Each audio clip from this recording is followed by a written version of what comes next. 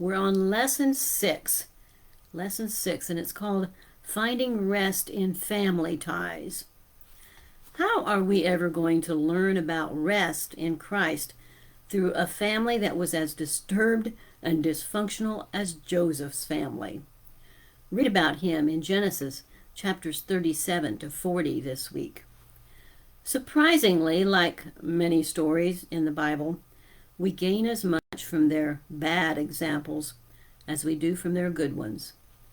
Joseph himself was a good example, but the family relationships he grew up with were far from uplifting. Here's some of the lessons I learned this week, though, through Joseph's story. Just because we're not mean God has forsaken us. And many times our difficulties turn out for good, don't they? Our faithfulness to God never goes unnoticed or unrewarded. But there's one more thing to remember. We belong to two families, the one we were born into and the family ties we get through our church community.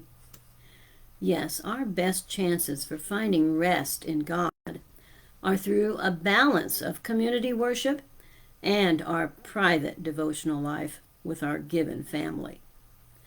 I think this pandemic we're going through right now has helped us a great deal in understanding this balance.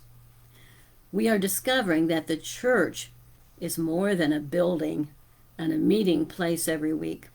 It's a family of believers that we connect with any way we can.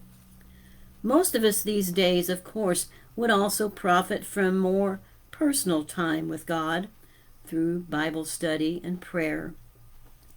Private worship was often all Joseph had for many years. So we'll look more into his story next week and see how he found spiritual rest with God.